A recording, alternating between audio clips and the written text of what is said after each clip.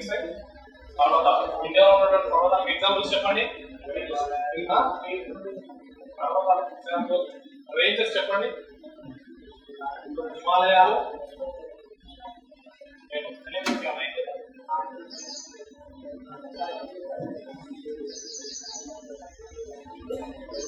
హిమాలయాలు, నెక్స్ట్ అరావళి, తర్వాత వింధ్య, సాత్పురా, చాలా ఉంటాయి. ఓకే, ఇలా ఇండియాలో ఉన్నటువంటి పర్వతాలు ఏంటంటే విషయం. నెక్స్ట్ మైదానాలకు వచ్చేసరికి ఇండియాలో ఉన్నటువంటి మైదానాలు ఏంటి బేసిక్ ఏంటి ఇండియాలో ఉన్నటువంటి మైదానాలు? ఉత్తర మైదానాలు. ఉత్తర మైదానాలను ఎన్ని రకాలుగా విభజించడం? 3. సింధు మైదానం, గంగా, బ్రహ్మపుత్ర. నెక్స్ట్ పీఠభూమిలో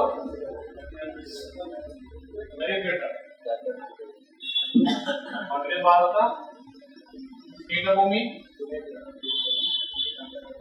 నెక్స్ట్ దక్కన్ పీఠభూమి.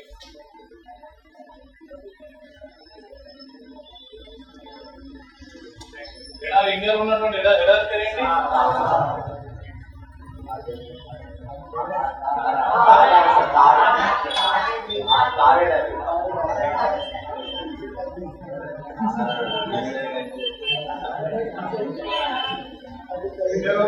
మైదానాలు ఏంటి?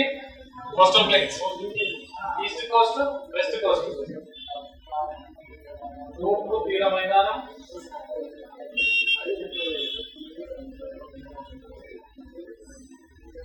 పశ్చిమ తీర మైదానం.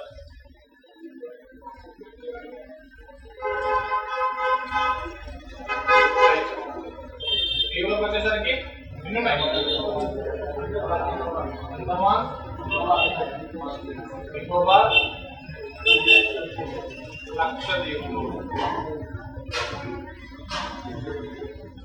బేసికల్గా ఇక్కడికి వస్తే దక్కన్ పీఠభూమిలో మళ్ళీ 2 భాగాలు ఉంటాయి.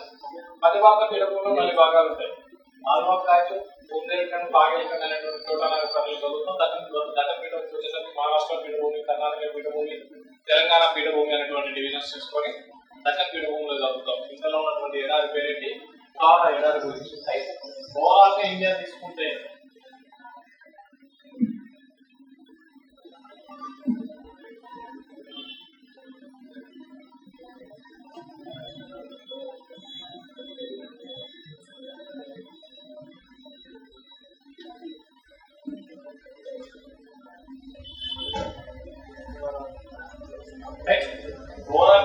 తీసుకుంటే ఈ ప్రాంతంలో మనకు కనిపించేది ఏంటి?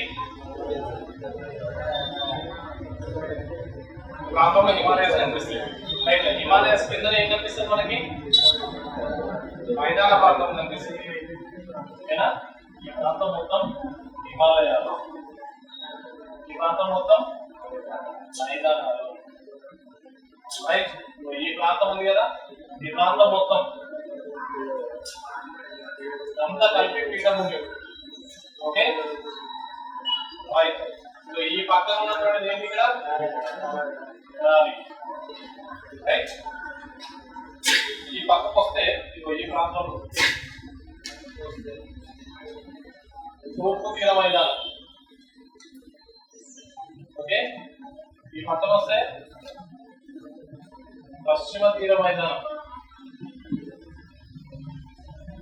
రైట్, ఈ ప్రాంతానికి వస్తే అండమాన్ నికోబార్. ఈ ప్రాంతానికి వస్తే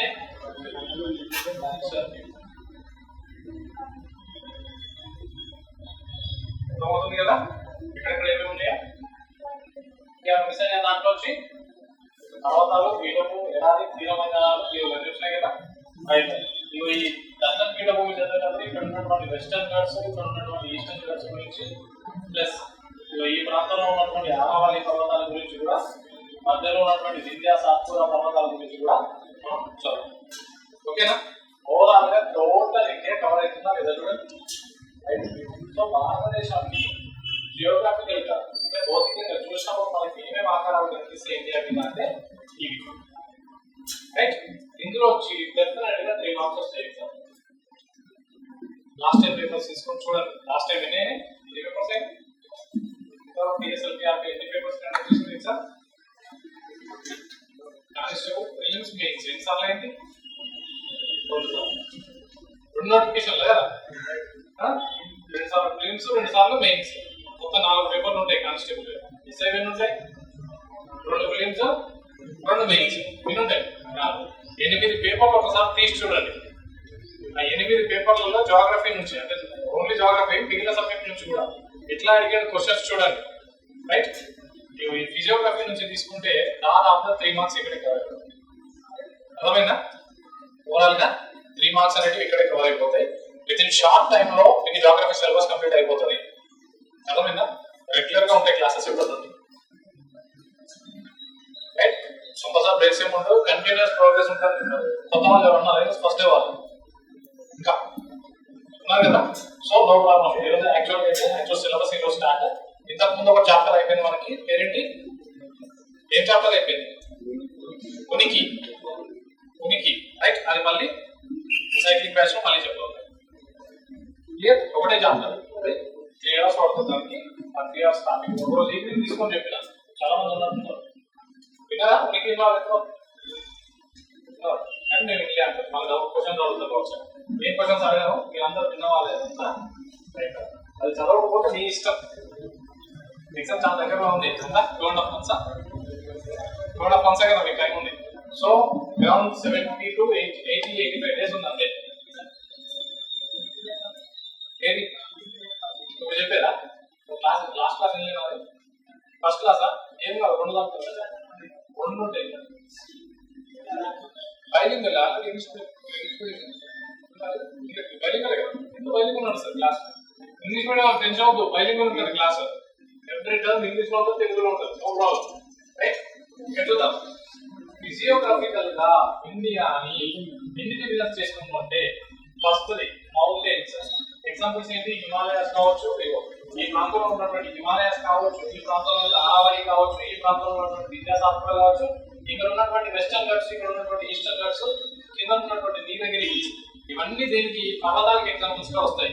రైట్, ఇవన్నీ ఇండియాలో ఉన్నటువంటి పర్వతాల గురించి చదివేటప్పుడు ఒక్కొక్క పర్వతాల రేంజ్ గురించి మనం చదవడం జరుగుతుంది. ఈ హిమాలయాలలో మళ్ళీ ఇక్కడ ట్రాన్స్ హిమాలయాస్ ఉంటాయి. రైట్, దీనికోసం హిమాచల్, శివాలిక్ అనే రేంజెస్ ఉంటాయి.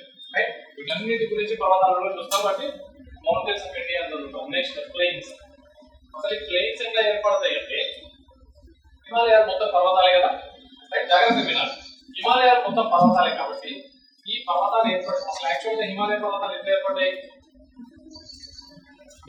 హిమాలయ పర్వతాలు లాస్ట్ ఎంతమంది ప్లేట్ టెక్టోనిక్స్ థియరీ విన్నారు?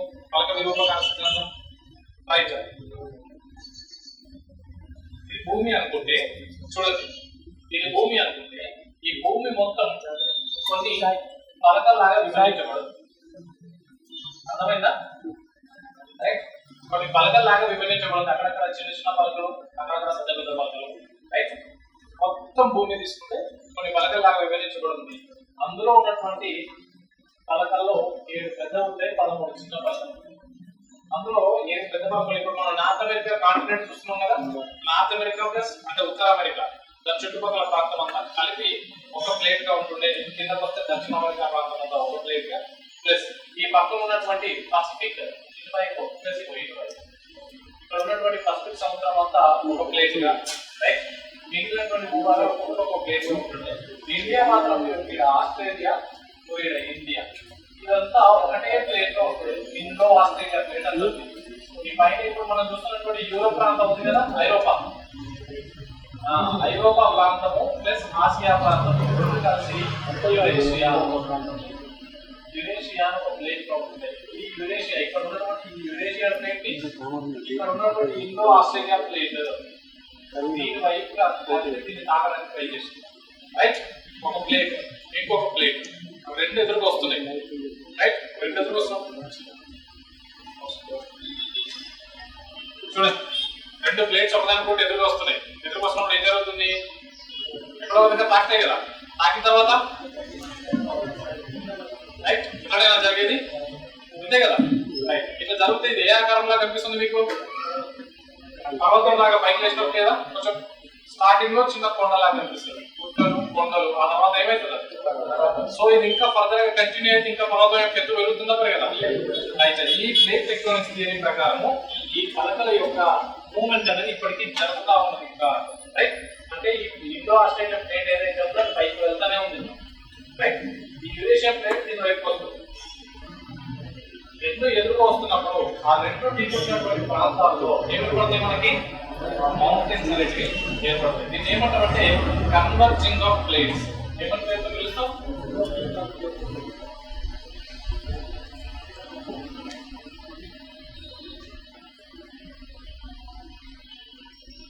పలకల అభిముఖ చలనం.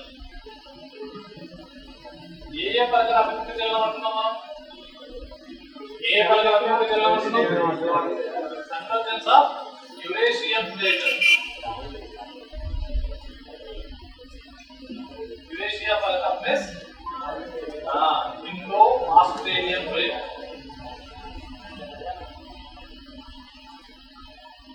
Eurasia plate plus Indo Australia plate. Indo Australia పలక. ఈ రెండు పలకలు రైట్. అందరి దగ్గర అట్లాస్ ఉన్నాయా? అట్లాస్ నేను ఎంతమంది నేను చేయలేపాలి.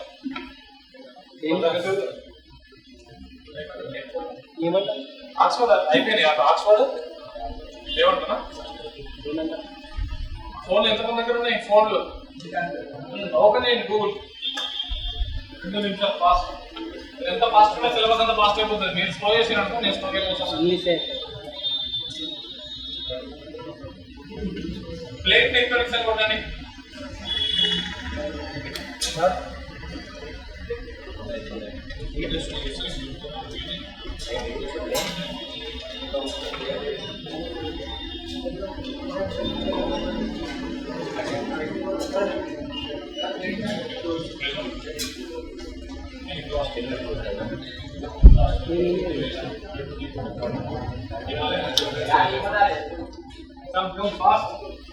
లేదు తొందర రోజులు పెట్టమని కావాలి. తొందర రోజులు పెట్టలేదా?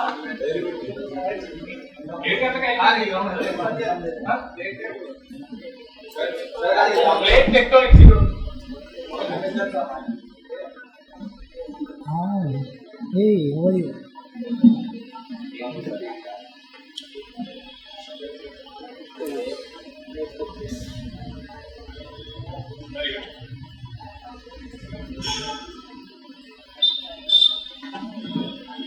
చూపించాలి. అందరూ ఫోన్ చూపించాలి. చూపిస్తే అదేనే కదా.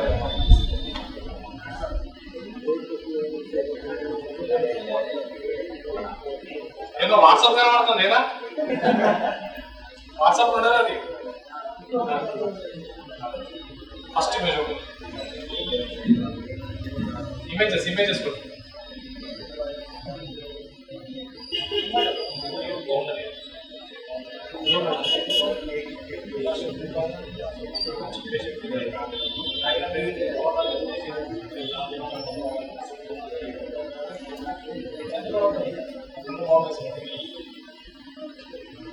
వాట్సాప్ క్లోజ్ చేస్తే మంచిది. రాయల క్లాస్ ఎత్తుకోరు. రాయల క్లాస్ లేదు.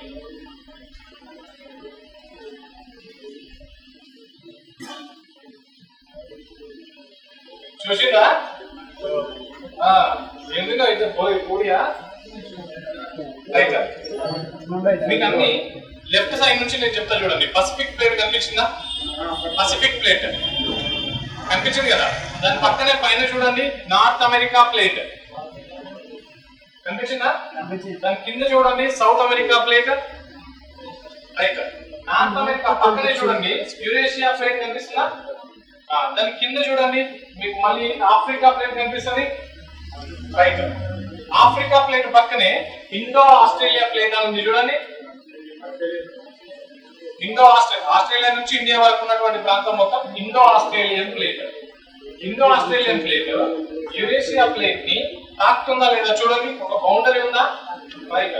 ఆ బౌండరీని ఏమంటాము అంటే కన్వర్జెంట్ బౌండరీ. కన్వర్జెంట్ బౌండరీ అనేటువంటి పేరుతో పిలుస్తుంది. అర్థమైందా? కన్వర్జెంట్ బౌండరీ అంటే ఏంటి? రెండు పలకల దగ్గరగా వచ్చి ఒకదానికొకటి తాకేటువంటి బౌండరీ ఏదైతే ఉందో ఆ బౌండరీని కన్వర్జెంట్ బౌండరీ అంటాం. రెండు పలకలు విడిపోతే డైవర్జెంట్ బౌండరీ అంటాం, రైట్. రైట్ విముఖ చలనం. ఇదైతే అభిముఖ చలనం, ఒకదానికోటి దగ్గరికి రావడాన్ని అభిముఖ చలనం అంటాం. ఇక్కడ చూడండి Indo Australian plate plus Eurasian plate exact గా ఈ రీజియన్ లో దాక్కున్నాయా లేదా చూడండి. ఇదే రీజియన్ ఉందా? ఇండియా ఐడెంటిఫై చేస్తారు కదా ఇండియాలో ఈ రీజియన్. క్లియరా? ఎంతమంది క్లియర్ లేదని క్లియర్ లేదని చేతులు లేపండి. క్లియర్ అన్న వాళ్ళ చేతులు లేపండి. మిగిలిన ఏం చేస్తాము? ఇండో ఆస్ట్రేలియా ప్లేట్ ప్లస్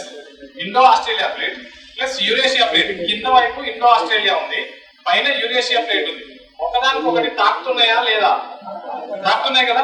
ఆ తాకుతుంది ఎగ్జాక్ట్ గా హిమాలయాలు ఉన్నటువంటి ప్లేస్ లోనేనా కాదా? అక్కడేనా? అగ్నియా? Yes or no?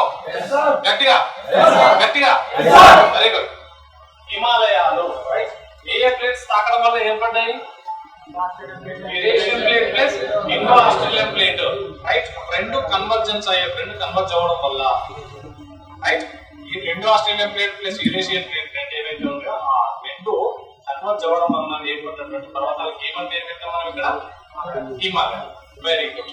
అయితే యాక్చువల్ గా ఇప్పుడు ఇండో ఆస్ట్రేలియన్ ప్లేట్ చూస్తున్నారు కదా మీరు. ఈ ఇండో ఆస్ట్రేలియన్ ప్లేట్ కి ప్లస్ ఇండో ఆస్ట్రేలియా ప్లేట్ కి ప్లస్ యురేషియా ప్లేట్ కి మధ్యలో ఒక సముద్రం ఉంటుండే, దాన్ని టెథిస్ సముద్రం అంటారు. ఇక్కడ బౌండరీ ఉంది కదా రెండింటికి మధ్యలో. ఆ బౌండరీ రెండు తాకడం కంటే ముందు ఆ మధ్యలో కొంచెం నీళ్లు ఉంటుంది. ఆ నీళ్లు ఉన్నటువంటి ప్రాంతాన్ని టెథిస్ సముద్రం అనేటువంటి పేరుతో పిలవడం జరిగింది. అర్థమైందా? రైట్. ఇప్పుడు చూడండి, మధ్యలో నీళ్లు, ఇక్కడ యురేషియా ప్లేట్.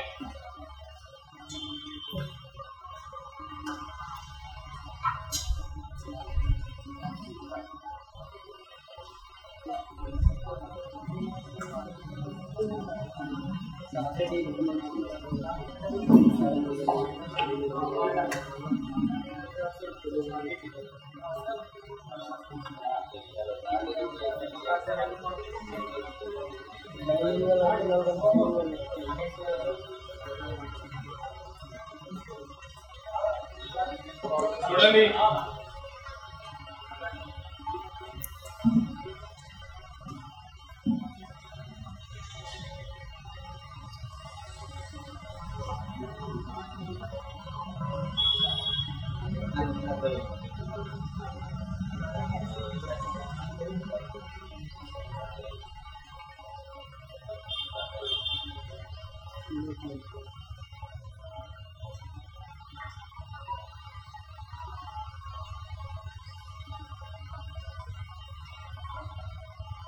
చూడండి మనకు రెండు తాకినట్టుగా చూపిస్తుంది ఇమేజ్ లో.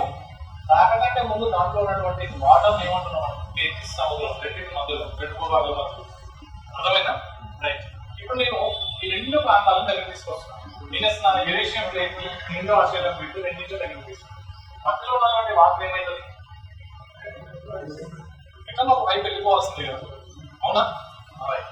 ఇక్కడ చూద్దాం, ఈ ప్రాంతాలు రెండు ప్లేట్స్ ఢీకొట్టిన ఒకరికొకరు తాకినప్పుడు ఈ మధ్యలో ఉన్నటువంటి ప్రాంతం అంతా హై ప్లేస్ లో లేదు. ఇప్పుడు వాటర్ మొత్తం డ్రైన్ అయిపోయింది, వాటర్ మొత్తం అయిపోయింది. ఆ వాటర్ మొత్తం అయిపోతే వాటర్ కింద ఏముంటది? వాటర్ కింద సముద్రంలో ఏముంటది? Sea bed.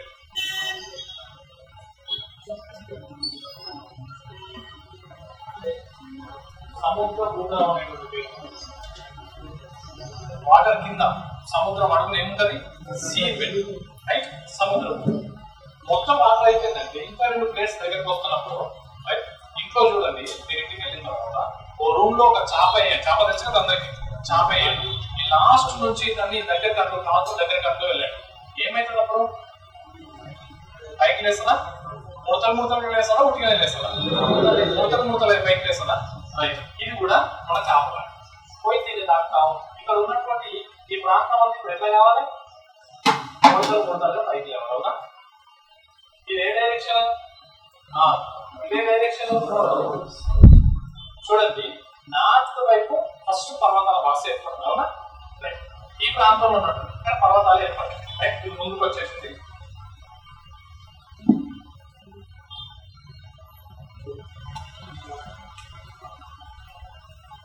ఈ ప్రాంతం అంతా తింటారు. ఇక్కడ పర్వతాలు ఏర్పడతాయి కదా, రైట్? పర్వతాలు ఏర్పడుతున్నప్పుడు ఇక్కడ ఉన్నటువంటి వాటర్ కంటెంట్ మొత్తం వెనక్కి రావడానికి ట్రై చేస్తుందా లేదా? ఎందుకు వస్తుంది? ఇటువైపు వెళ్ళొచ్చు కదా సార్ అంటే అటువైపు ఇటువైపు ఎందుకు వస్తుందో చెప్తాను. ఇండో ఆస్ట్రేలియా పక్కన యురేషియా పక్కన రెండు చూస్తున్నాం కదా. ఈ ఇండో ఆస్ట్రేలియా ప్లేట్ లో ఇండియాకి ఆస్ట్రేలియాకి మధ్యలో వాటర్ కంటెంట్ ఎక్కువ ఉందా తక్కువ ఉందా? ఎక్కువ ఉందా తక్కువ ఉందా? యురేషియా ప్లేట్ తో కంపేర్ చేసినప్పుడు ఈ ప్రాంతంలో వాటర్ కంటెంట్ ఎక్కువ ఉందా? ఇక్కడ చూడండి నార్మల్గా ఇది భూమి ఉపరితలం అనుకుందాం, రైట్? ఇది భూమి ఉపరితలం అనుకుందాం, ఇదంతా సముద్రం అనుకుందాం, మళ్ళీ ఇటు భూమి ఉపరితలం. ఓకే, నార్మల్ గా మనం ఉన్నటువంటి భూమి ఇది, ఇది సముద్రం, మళ్ళీ మనం ఉన్నటువంటి భూమి. ఇక చెప్పండి, ఈ ప్రాంతంలో డెన్సిటీ ఎక్కువగా ఉంటుందా, ఈ ప్రాంతంలో డెన్సిటీ ఎక్కువగా ఉంటుందా? ఎందుకు ఇక్కడ డెన్సిటీ ఎక్కువగా ఉంటుంది? Right, very good. Water pressure ఎక్కువ ఉంటుంది కాబట్టి ఈ ప్రాంతంలో డెన్సిటీ ఎక్కువ, ఇక్కడ ప్రెషర్ తక్కువ కాబట్టి డెన్సిటీ ఎక్కువ. సో ఈ డెన్సిటీ ఎక్కువ, ఈ డెన్సిటీ తక్కువ. ఈ రెండు ఇది Indo Australia plate plus Eurasia plate రెండు కూడా ఖండపలకలే, కాంటినెంట్ ప్లేట్స్, రైట్? పసిఫిక్ అనేది ఓషియన్ ప్లేట్, ఒక సముద్రంలో ఉంది కదా, దాని ఓషియానిక్ ప్లేట్, సముద్ర పలకలు. ఈ రెండు మాత్రం ఖండపలకలు. ఈ రెండింటితో కంపేర్ చేసినప్పుడు డెన్సిటీ దేనికి ఎక్కువ ఉంది అంటే ఇండో ఆస్ట్రేలియా ప్లేట్ కి డెన్సిటీ ఎక్కువ. ఇప్పుడు చెప్పండి, రెండు ప్లేట్స్ ఒకదానికొకటి ఎదురుకొస్తుంది, రెండు ప్లేట్స్ ఒకదానికొకటి ఎదురుకొస్తుంది. డెన్సిటీ ఎక్కువ ఉంది కింద పోతుందా, డెన్సిటీ తక్కువ ఉంది కింద పోతుందా? ఎక్కువ ఉంది కిందకి, అంటే ఇండో ఆస్ట్రేలియా ప్లేట్ కొంచెం కింద వైపు నుంచి రావాలి, ఆస్ట్రేలియా పలక కొంచెం మీద వైపు నుంచి రావాలి, అవునా? రైట్. వచ్చి ఈ ప్రాంతంలో ఎగ్జాక్ట్ ఇట్లా తాకకుండా కొంచెం కింద వైపు తాకుతుంది, అవునా? తాకినప్పుడు ఈ ప్రాంతంలో చూడండి వచ్చేసినాయి, మళ్ళీ వెనక వైపు మొత్తం ముడతాం. ఇప్పుడు టెన్నిస్ లో ఉన్నటువంటి వాటర్ ఇటువైపు రావాలా అటువైపు పోవాలి? ఎందుకు? వాళ్ళ మీకు రాస్తుంది కదా బ్యారికేడ్ లాగా, కాబట్టి ఇటువైపు రావాలి, రైట్? ఇటువైపు వస్తున్నప్పుడు ఇదంతా పర్వతం కదా, పర్వతాలు ఏర్పడ్డాయి కదా. ఈ పర్వతాలు ఏర్పడ్డ టైంలో నీళ్లు కూడా దాంతో పాటు, పర్వతాలు అంటే జస్ట్ ప్లెయిన్ ఏరియా లాగా పైకి లేవల్ కదా, ఇట్లా ముడతలు లేస్తుంది కదా,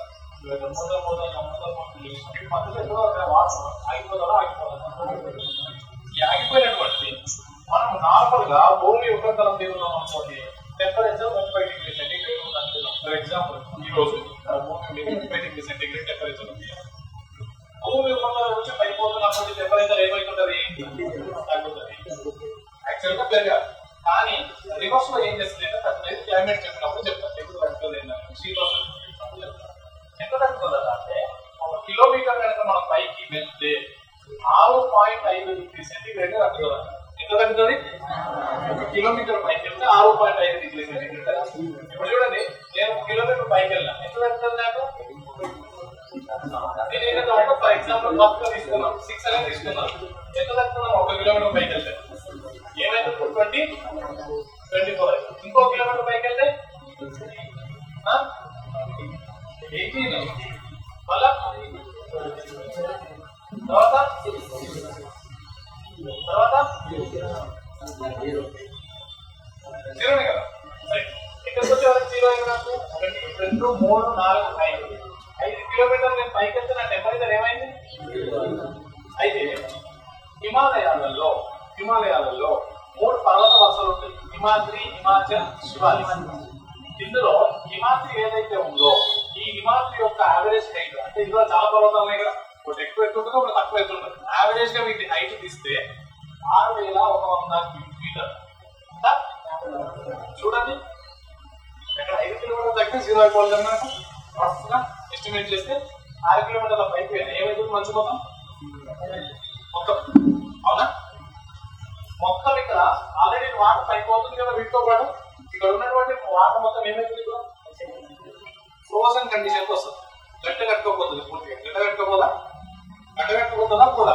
ఇదే మనం చిన్న ఐస్ క్యూబ్స్ అనేవి కాదు కదా, చాలా పెద్దవి కదా. ఈ పెద్దగా అయితే గడ్డ కట్టకపోయినటువంటి వాటర్ దీని ఏం పేరుతో హిమనీయ నదాలు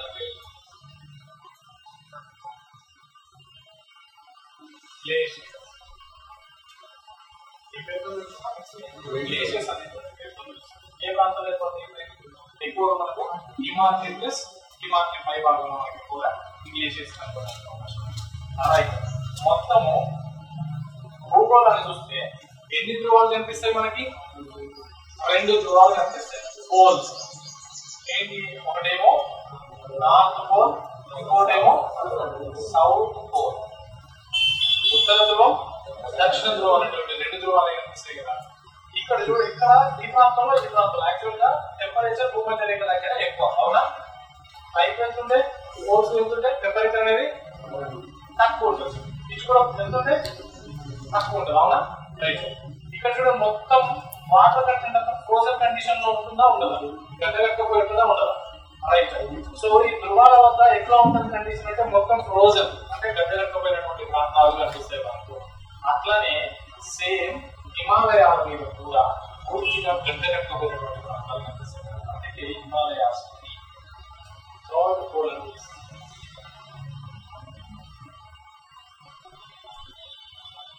ఏ పేరుతో పిలుస్తాం? South pole. ఎందుకు పిలుస్తాం అట్లా? పోల్స్